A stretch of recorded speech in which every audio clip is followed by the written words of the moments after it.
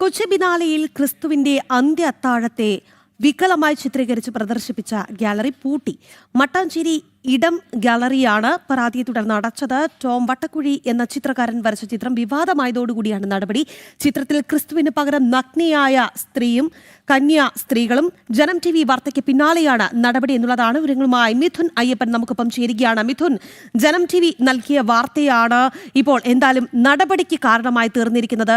അങ്ങേയറ്റം വികലമായി ക്രിസ്തുവിന്റെ അന്ത്യ അത്താഴത്തെ ചിത്രീകരിച്ചിരിക്കുന്നു. ശരിക്കും പറഞ്ഞാൽ വല്ലാത്ത നാണക്കേട് തോന്നുന്ന അവസ്ഥയിലേക്ക് ആ ചിത്രം നമ്മെ ചൂണ്ടിക്കാട്ടുന്നു എന്നുള്ളതാണ്. മിഥുൻ, പറയൂ, എന്തൊക്കെ നടപടികൾ ഇതിന് പിന്നാലെ ഉണ്ടായി?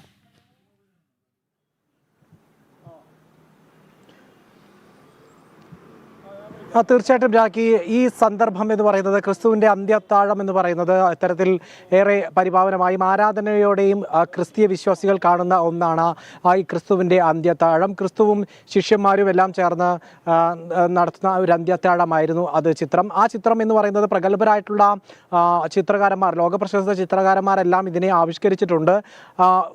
ഈ ചിത്രമില്ലാത്ത, ഈ ക്രിസ്തുവിൻ്റെ അന്ത്യത്താഴ ചിത്രമില്ലാത്ത ഒരു ക്രിസ്തു ഭവനം പോലും ഈ കേരളത്തിലുണ്ടാവില്ല എന്നുള്ളത് ഏറ്റവും പ്രധാനപ്പെട്ട കാര്യം. അത്തരത്തിൽ പരിഭാവനമായി ഈ കഥാസന്ദർഭത്തെയാണ് അതിന് സാമ്യമുള്ള തരത്തിൽ മറ്റൊരു തരത്തിൽ ഇതിനെ ആവിഷ്കരിച്ചത്. ആ ആവിഷ്കാരം അങ്ങേയറ്റം വികലവും ആക്ഷേപകരവുമാണ് എന്നുള്ളതാണ് ഉയർന്നിട്ടുള്ള വിമർശനം, ആരോപണം. ഇപ്പോൾ അതിൽ ആ ചിത്രത്തിൽ കാണിക്കുന്നത് തന്നെ ക്രിസ്തുവിൻ്റെ സ്ഥാനത്ത് ഒരു നഗ്നയായിട്ടുള്ള സ്ത്രീ, ക്രിസ്തുവിൻ്റെ ശിഷ്യഗണങ്ങളെല്ലാം തന്നെ ഇരിക്കുന്ന ഇടത്ത് അവിടങ്ങളിലെല്ലാം ഉള്ളത് കന്യാസ്ത്രീ വേഷത്തിലുള്ള സ്ത്രീകളും എല്ലാമാണ് ഉണ്ടായിരുന്നത്. അത്തരത്തിൽ ആ അന്ത്യത്താഴ ചിത്രത്തെ അന്ത്യത്താഴത്തെയും അതുപോലെ തന്നെ ആ ക്രിസ്ത്യാനികളുടെ വിശ്വാസത്തെയും എല്ലാം വലിയ രീതിയിൽ ആക്ഷേപിക്കുകയും അവഹേളിക്കുകയും ചെയ്യുന്ന മതവികാരത്തെ വ്രണപ്പെടുത്തുന്ന തരത്തിലുള്ള നടപടിയാണ് കൊച്ചി ബിനാലയിൽ ഉണ്ടായത് എന്നാണ് ഉയർന്ന ആക്ഷേപം. ഈ സംഭവത്തെ തുടർന്ന് ലത്തീൻ കത്തോലിക് അസോസിയേഷൻ എന്ന് പറയുന്ന വിഭാഗം ഇതിനെതിരെ രംഗത്തെത്തുകയും പരാതി നൽകുകയും ചെയ്തിരുന്നു. പോലീസിലും അതുപോലെ തന്നെ ജില്ലാ കളക്ടർക്കും മുഖ്യമന്ത്രിക്കും ഇതിന് പരാതി നൽകി.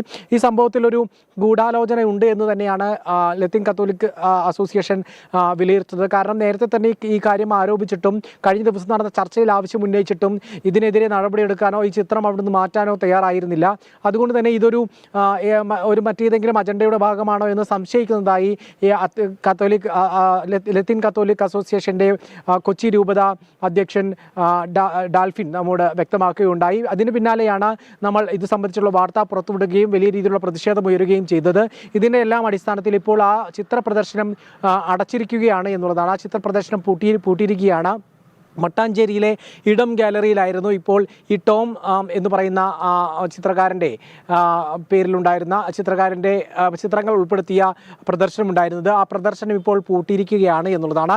ഇതിനെതിരെ വലിയ രീതിയിലുള്ള വിമർശനം സോഷ്യൽ മീഡിയയിലും മറ്റുമെല്ലാം വലിയ രീതിയിൽ ഉന്നയിച്ചിരുന്നു. BJP സംസ്ഥാന ഉപാധ്യക്ഷൻ ഷോൺ ജോർജ് അടക്കം ഇക്കാര്യത്തിൽ വലിയ രീതിയിലുള്ള വിമർശനം ഉന്നയിച്ച് രംഗത്തെത്തിയിരുന്നു. ഇതിൻ്റെ എല്ലാം പശ്ചാത്തലത്തിലാണ് ഇപ്പോൾ കടുത്ത വിമർശനം ഉയർന്നതിൻ്റെ കൂടി അടിസ്ഥാനത്തിലാണ് ഇപ്പോൾ ഇതിൽ നിന്ന് മാറ്റിയിരിക്കുന്നത്, പ്രദർശനം പൂട്ടിയിരിക്കുന്നത്. പക്ഷേ പ്രധാനപ്പെട്ട കാര്യം എന്ന് പറയുന്നത് സർക്കാർ ഇക്കാര്യത്തിൽ മറുപടി പറയണമെന്നുള്ളതായിരുന്നു അസോസിയേഷൻ്റെ ഏറ്റവും പ്രധാനപ്പെട്ട ആവശ്യം. കാരണം മുഖ്യമന്ത്രി പിണറായി വിജയൻ ഉദ്ഘാടനം ചെയ്ത ഒരു മേളയിലാണ് ഇത്തരത്തിലൊരു സംഭവം ഉണ്ടാകുന്നത്.